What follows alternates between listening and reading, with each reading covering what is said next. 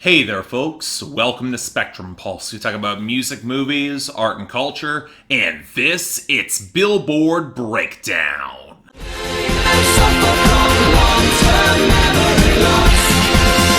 I don't remember. So yeah, it's another slow week, and again, I'm not about to complain, especially when we're all staring down the barrel of that future The Wizard album bomb coming in. And while I'm not at all convinced that it'll be big, given the mixed reception that album's received at best, the lack of serious competition means it's got the capacity to do a lot of damage right now. But in the meantime, not only did this seem like a pretty slow week, but also the sort specifically designed to irritate me regardless, and that means we have to start off with our top 10, where thanks to consistent radio gains that only seem to sputter out by the end of the week, along with strength pretty much across the board, Without Me by Halsey retook the number 1. And really, as much as I don't want it to last, I'm not confident next week that Sunflower by Post Malone and Sway Lee will be able to force it out, even despite better sales and streaming. Again, I still think that song has legs, but without the same radio momentum, it's gonna see its streaming margins cut thanks to Future's album bomb, and that's not a good sign. Whereas Halsey, not as reliant on streaming, she should be okay. And yet, even despite the gains for Sicko Mode by Travis Scott up to number 3, it's just as true here, especially as the radio and the streaming have started to drop off. Then we got High Hopes by Panic at the Disco up to number 4, but it did not pick up a spot on its strength, especially as the radio and sales are starting to decline. Nope, it's because Thank You Next by Ariana Grande tumbled down to number 5. Good radio can only hold up for weakening sales and streaming for so much. Now this places it up against Happier by Marshmello and Bastille holding at number 6 as its radio tumbled, which only held its position because Girls Like You by Maroon 5 featuring Cardi B held at number 7 with failing radio, but still somewhat consistent YouTube. It just won't die there. Kept it above Drip Too Hard by Lil Baby and Gunna, still at number 8. Streaming gains that I guess will probably not hold up much next week. I'd put money on it. But then we got a new entry to the top 10, Wow by Post Malone at number 9. Now I called this song being a hit a few weeks back. Hell, Post Malone's hits is probably one of the best ones he's had, but it'll be interesting to see how it'll hold up against the album bomb, especially as it seems to have consistent strength across the board, especially in sales and on the radio. Whatever the reason, I'm just happy it jumped over ZZ by Kodak Black featuring Offset and Travis Scott still at number 10, which might see its streaming margin seriously hit next week, and that could lead to its downfall.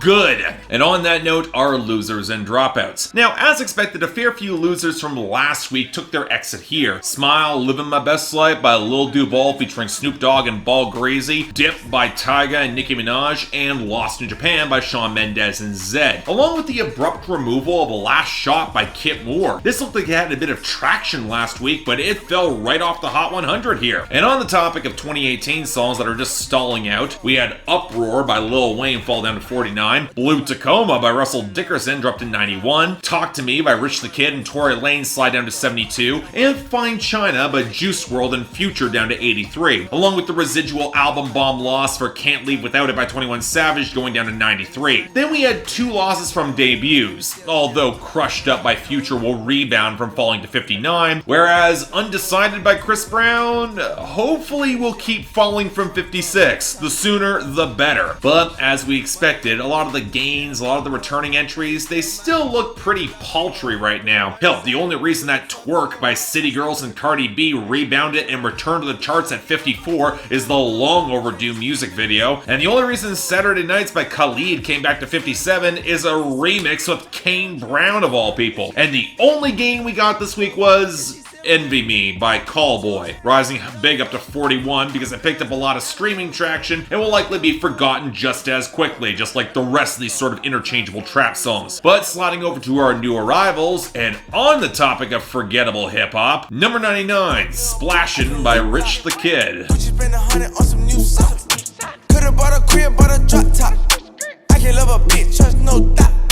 At this point, I have to wonder how on earth Rich the Kid is sticking around beyond having better than average connections, because I sure as hell would not say it's any of his music, and in this case, let's just call it what this is. This is a blatant ripoff of Post Malone's Wow, between the overweight beats, the admittedly solid groove, and the desaturated melodic fragment that just so happens to have the same cadence as Wow. The only real difference is how little melody and consistent flow that Rich the Kid has, which makes this song miserably worse. Seriously, there's little modulation between the actual hook and any verses, which means that we're stuck with a really lumpy song with no distinctive content amidst all the flexing, the gunplay, and taking your girl. And then when we already have Wow, and especially when Rich the Kid is such an underwhelming and really quite forgettable presence, why do we need this song here again? Just asking. Number 80, Jumpin On A Jet by Future. Jumpin' on and off the jet, jumpin' on and off the jet, jumpin' on and off the jet, jumpin' on and off the jet. So this was a Future song that I didn't mention when I reviewed The Wizard, mostly because there's so little to say about it. Yeah, the synths have a bit more gloss, and Future tries to fuse in a little bit more melody into his awkward warbling on his verse that got really annoying really fast, but the whole muted and repetitive sample that really carries the hook, it runs through the entire song, and that only serves to highlight how undercooked and really quite abortive this song is. I'm surprised it was being pushed as a single. Beyond that,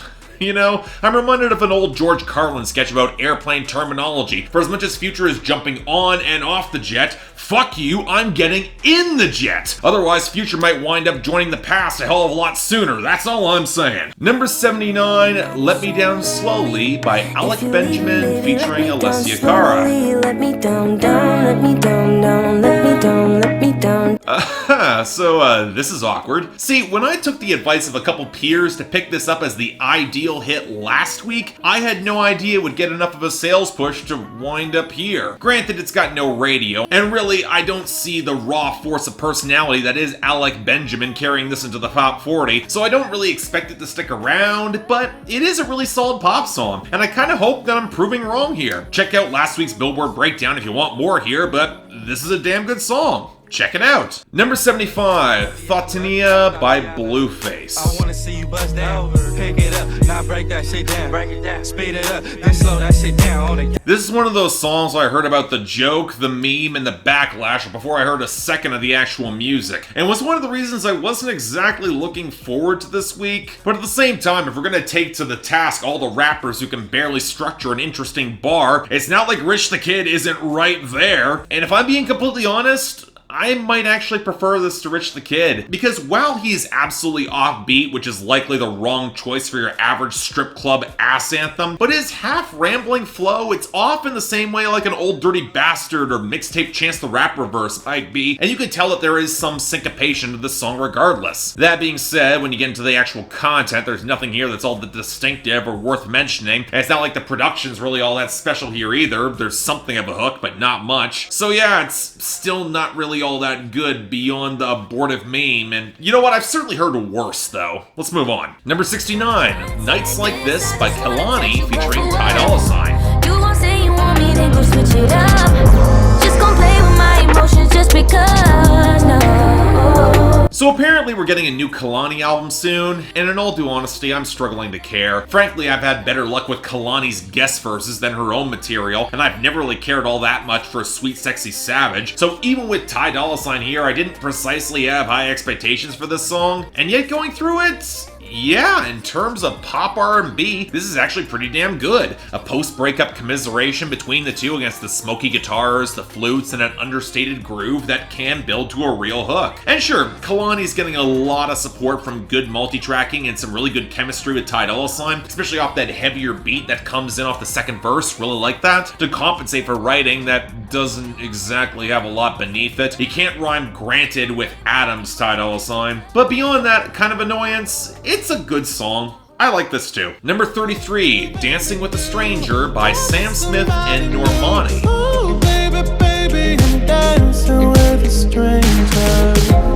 And now we've got our second pop duet, well, okay, third if we're counting Alec Benjamin and Alessia Cara, and honestly, I might actually like this one most of all. I've always liked Normani's husky alto, and while I was concerned how well it would play off of Sam Smith's voice, I think they've got pretty damn solid chemistry here too. And when you pair it with the fizzy crack of the beat, the murky swell of the vocal sample, and just enough spare guitar that adds just enough organic groove to really move things, it gives the song a decent amount of tightness, and it's got a good hook. But where I think this song actually picks up some real punch comes in the lyrics. Because while we all know that nothing will happen between Normani and Sam Smith, it's all about setting up the image to get somebody else back and finding some level of melancholic relief in the dance between the two of them. It's more of a naturalistic fit and kind of makes sense for this sort of duet. And while I could nitpick and say the song runs a little bit short, it is effective. Definitely a really strong pairing, and if we get Love Lies Part 2 out of this with an even tighter groove and Sam Smith going on dance songs where he sounds good, I could really get on board.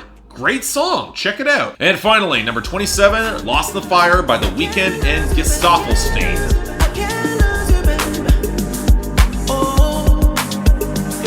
So look, I've got nothing against The Weeknd going back to making murky, miserable music, provided that the distorted edge actually cuts through and we get a little bit more of the storytelling that made him so distinctive. And while I have reservations about Gesaffelstein showing up here again, I wasn't exactly fond of his contributions to My Dear Melancholy, I was hoping this song would click, and yet somehow I wound up getting the sort of electronic dance cut that's pretty much exactly the last thing I was expecting. And it's really a shame that it's not better, because for as much as I like the wiry electro groove that seems to be starkly reminiscent of similar sounds that The Weeknd used on Pray For Me, he's got a bad habit of recycling. The content is what really soured me on this. I get that he reunited with Bella Hadid and he doesn't want to lose her again, especially if he thinks that Drake is making a run at her, but the entire song feels really clingy and lightly toxic, especially if she was contemplating her sexuality and The Weeknd's response was to have her bring a friend for the threesome while he fucks her straight. And yes, I get that it could be perceived in a couple different ways, but given the build-up in that second verse and how possessive he seems on the song, it really comes across in a really ugly way. And given how he outright says that he's been rotating through a girl a day, yeah, okay, the groove might be alright, but it's derivative of a better song, and the content really taints this track for me. I mean, it's not quite his worst, but it's definitely close. I am not a fan. And honestly, yeah, I think Lost in the Fire might be the worst of the week here too, especially when you tack on an underwritten hook and the weird lack of self-awareness to redeem any of it, which is not like The Weeknd, with dishonorable mention going to Splashin by Rich the Kid, because yeah, there's nothing worth talking about there. Now for the best,